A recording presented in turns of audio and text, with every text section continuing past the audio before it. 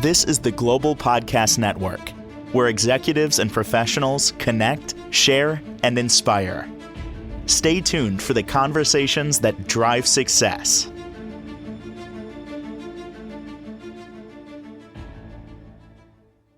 And welcome back, everybody. I'm going to say it. I'm going to say the F word. I'm going to let it out. Just prepare yourself. It has been challenging you for a long time and still does. The F word is fear. We're going to talk about fear today, how it impacts your life, how to move past it, and why. Why is fear the baseline for a lot of our challenges?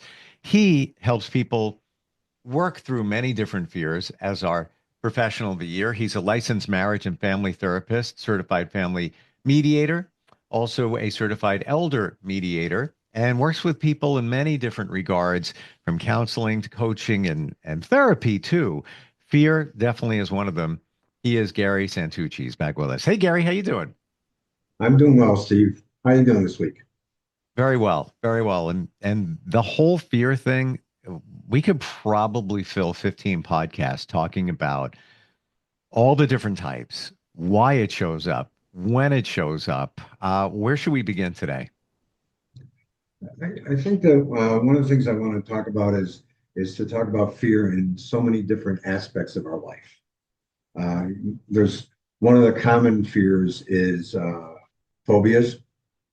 Many phobias are certainly triggered by the fear of flying, fear of heights, fear of closed spaces, agoraphobia, fear of crowds. We can go on, fear of this, fear of that.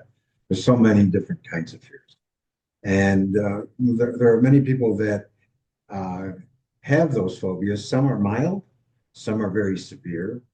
And some of those fears are dealt with through therapy, which is a very effective tool to deal with some of these phobias. Some of them are severe enough that require medications. Fear triggers worry. Fear triggers anxiety. Fear triggers pressure, tension, stress. All of those things are triggered by the fears. And we can have the fears that come up unexpectedly.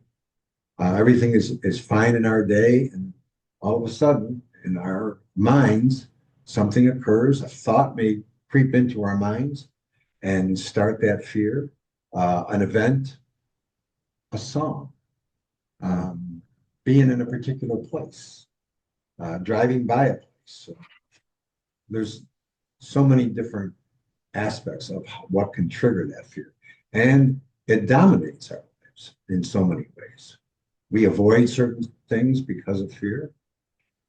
We also spend a lot of time dwelling on those fears and how they use our energy, use our time, create so much worry, and so on. Okay? That's one aspect of fear. The other area of fear has a lot to do with control. People sometimes need to control everything for fear that they won't be able to control it. So let's talk about it in a couple scenarios. Relationships, for example. Fear sometimes rules a relationship. You have a partner, for example, that needs to control the relationship in so many different ways. Can do it through intimidation, can do it through violence, can do it through yelling, can do it through putting down their partner, disparaging their partner, controlling that. Okay. The fear of not being in control of the relationship causes people to act in very, very strong ways, very harmful ways. So and on the other side of that are people that are being controlled by someone's fear. So you can have a relationship where, like I said, one of the parties is very intimidating, very controlling, and the other party is being controlled and allows that to take place for very, very long time. That fear can dictate their behavior. Their fear is also causing the other party to fear the person that they're in a relationship with. So there's so many different aspects of that. You know, you have the fear of the person that needs to control and the fear of the person that is controlled. So that doesn't create a very good balance in a relationship. Consequently, there are conflicts. Consequently, there is a lot of tension, um, stress, pressure, anxiety, and depression as well. So I Hmm. think that that carries over in not all relationships, but many relationships. This need to control has always been a very strong need in some people, and they don't want to give that up.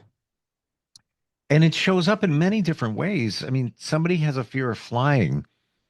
They don't have control. They're on this tin Yes, can 30,000 feet up. And yes, and there's many different reasons for the fear of flying, but I believe that is one of the major ones where if I need to get off, I can't. If I need to right. do, I can't. And then the same thing in relationships where, somebody wants to have control. And when that control is lost, for whatever reason, then fear ensues. Gary, would you say that it always goes back to, or most always goes back to, um, our childhood in terms of why fear is coming up? I think it has its origins there in a lot of respects.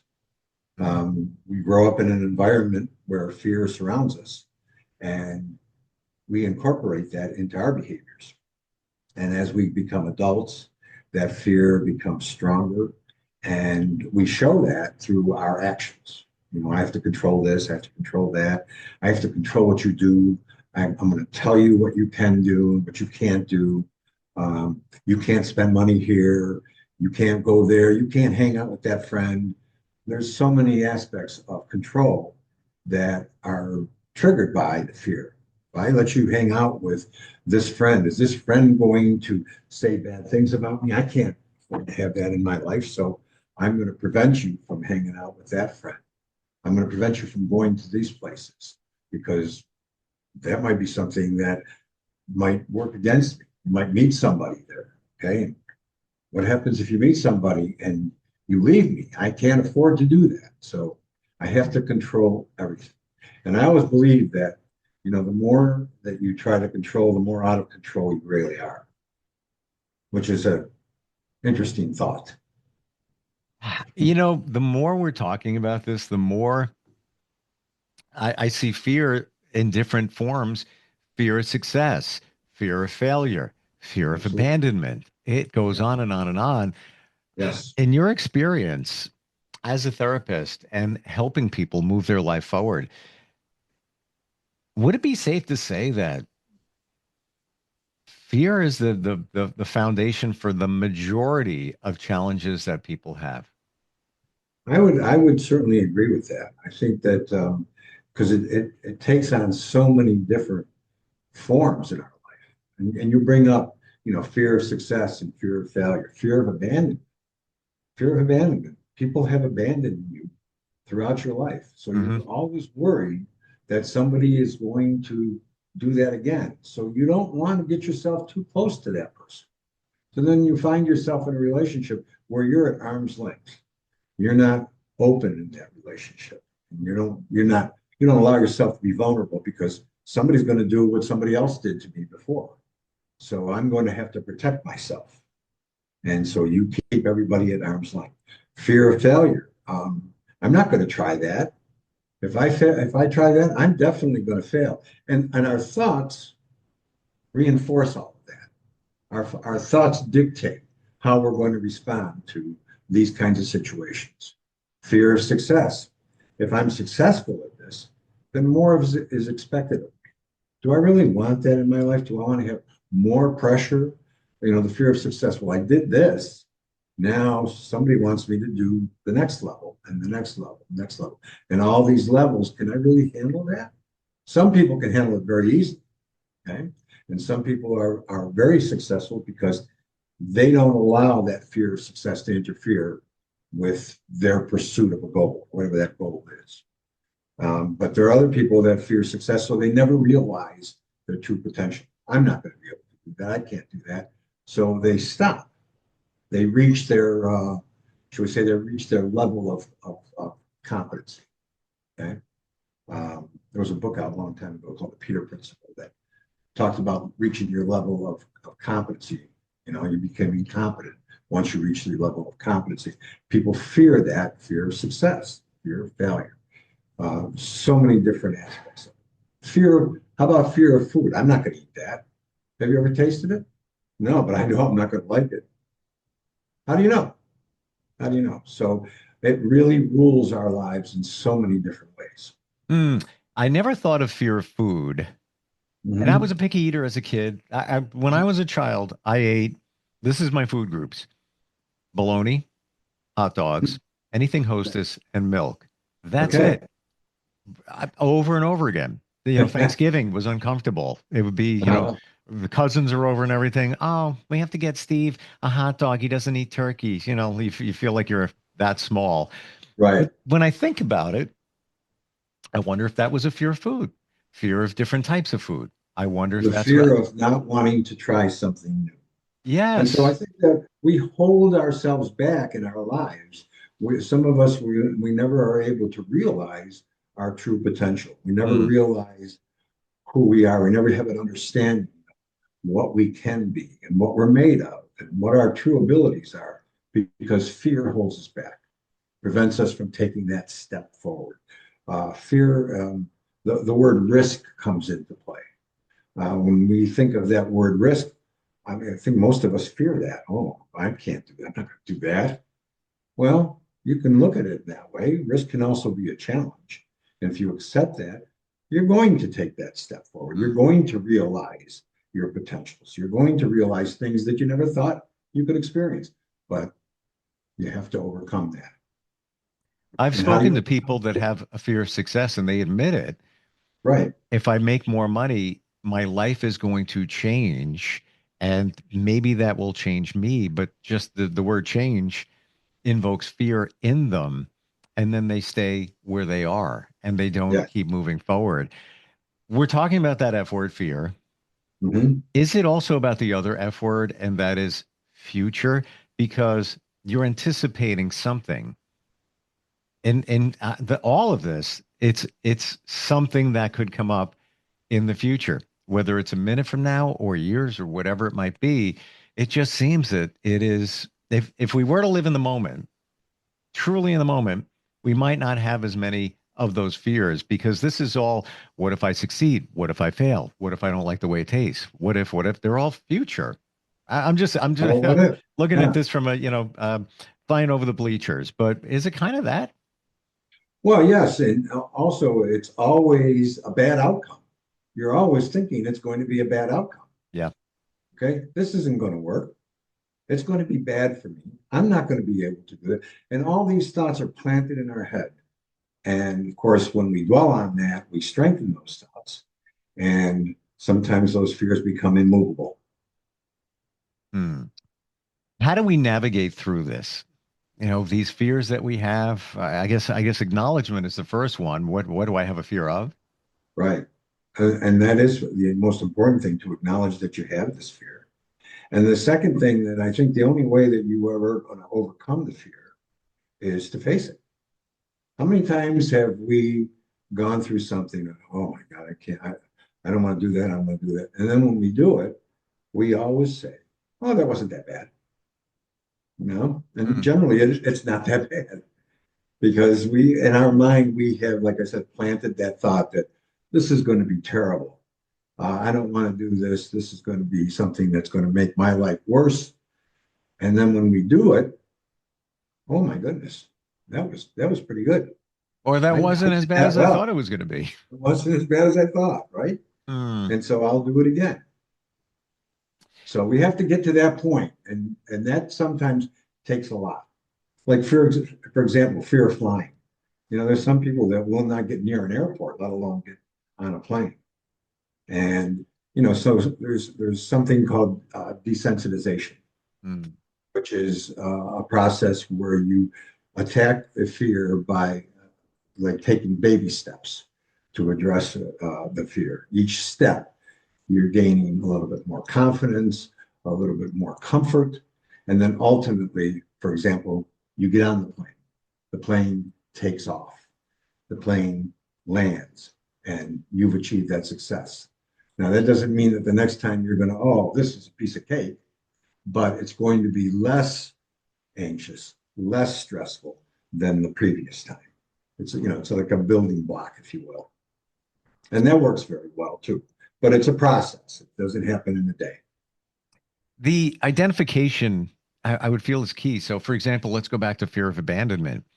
You may Mhm. find yourself not being able to get into relationships. You may have all these challenges, but you might not even realize fundamentally it is a fear of abandonment unless you go Yes, through therapy, you talk about it, you have the aha moment. What does it go back to? Oh, um, our father left our family when we were two. You might not right, even connect the dots on it, or pick any situation. Could be even, you had a relative that was very close. A parent maybe pass away when you were young, and correct. you got abandoned. You feel abandoned. Um, Yes, you might not even make the connection there as to why you act a certain way, and that's where therapy is so key. right. To be able to discover the root of that really helps you overcome the abandonment. Mm, And abandonment is like a fear of commitment in that sense when it comes to relationships. Right? I'm afraid to commit because you're going to walk out on me. You're going to leave me. You're going to die. Something's going to happen, and you're going to leave my life. And I don't. That hurts too much. I don't want to do that. So I'll take a step back. I'll take 10 steps back. I don't want to get too close. mm. Do you That's deal my with that a protection. lot? It comes up quite a bit. Mm. Quite a bit. I wouldn't say that it's there's certainly a group of people that have that fear of abandonment. It's not something that is particularly very common, but it certainly exists. Do you find that when it comes to fear, that we're always looking for evidence? So the evidence in the fear of abandonment, that could have been, let's go with the father left the family at age 2, or a parent left. Then something else happened where it was something that could be connected to abandonment. Then Yes. something else, bam, bam, bam, along the way. Let's say, you had a fight with a friend when you were a kid and you're not friends anymore. It was your closest friend. That's it. Never again. Yes. You feel like you were just flat left. More evidence of the fear of abandonment. Now this is all stacking up in your subconscious. You don't even realize it. Now you're an adult, and now you're trying to navigate through relationships. You have commitment issues. You all of that, and you might not have even connected the dots. Do you find that the fear is it's the evidence? Your subconscious is always looking for evidence to back it up. It is a lot, has a lot to do with the evidence, and they all connect to each other. So something that's happened early on in life, and then something else happens a little later, and something else happens. It's just a building block again and strengthens that fear. And so when you strengthen that fear, it becomes really difficult to want to overcome. Um, Fear can be somewhat comfortable, not in a good way, but comfortable. I can hide behind that fear. I don't have to take that risk. I can Mm, hide behind, I'm afraid of that. I'm not going to do that. So I can hide behind that fear. And again, it dominates our life and dictates our behavior, our thinking, our attitude, our mood, our energy. All of those things are dictated by fear. mm. Yeah, so dominant. Yeah. What's the difference between fear and anxiety? I think that, well, fear triggers anxiety. Okay. Okay. And it can strengthen anxiety, just like fear strengthens worry, strengthens stress, it strengthens tension and pressure. All those things are, kind of like intermingled. Okay, I don't think that. I think that fear is the trigger of all of those kinds of things. One of the triggers, but I think a main trigger of all of that because it's such a dominant part of our life. No, We no so judgment at all here for anybody because we all have fears. Yes, Um, we do. Mhm. but in your practice, what is let me call it the most unusual fear that you've worked somebody through? Where is there anything that stands out that just to illustrate how we can go from fear of abandon to fear of insert whatever it might be? that maybe we might not even realize that somebody might have a fear to this. Fear of closed spaces is a very interesting thing. Hmm. Elevators in particular. Okay. There are people that will not walk into a tall building because of elevators. Wow. So I remember about, I don't know, 7 or 8 years ago, I had this person that was afraid of elevators. And in my office, there was an elevator that was up to 3 floors. So it took about, I think, maybe 5 or 6 sessions just to get that person to stand in front of the elevator. And then a couple more sessions, and we were able to get in the elevator, not going anywhere, just to be able to get in the elevator. And that was very, very difficult. She was very, very frightened by that. And probably took maybe a dozen sessions before she went and we were able to close the door and just stay in the elevator for like 5 minutes.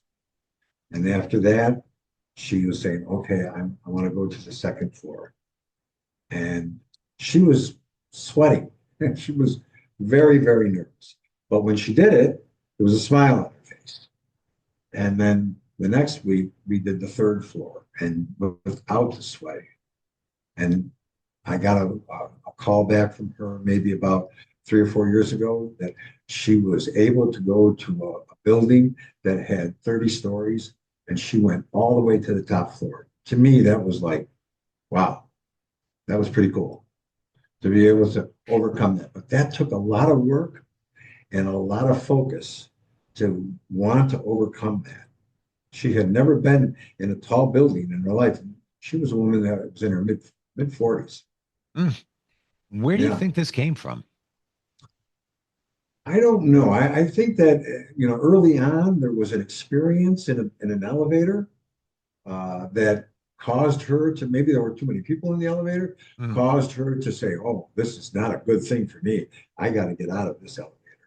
And I think from that point on, perhaps at a very early age, she never got back into an elevator until her mid 40s. And I don't think she ever thought she would ever get Wow. again. Yeah. Yeah, that And was an interesting concept because mm, it's so it's the mind is so powerful and dictates, how we're going to deal with this. Are we ever going to get into an elevator? She did, and she was successful. There are many people that are not willing, at least initially, and it takes a while to do that or to face any kind of fear, particularly a fear that's been around a long time because we've had so many years to strengthen that fear through our thoughts. And our thoughts can be pretty powerful. mm. Do you Yeah. think you briefly, we're just about out of time, but I'm got to ask this question. Do you think her fear of elevators potentially could go back to something else in her past, maybe even her childhood, just to even Okay. fortify? And then she's in an elevator, that one time years ago, and it was too packed or whatever, and then that just kind of sealed the deal to not being even able to walk into tall buildings.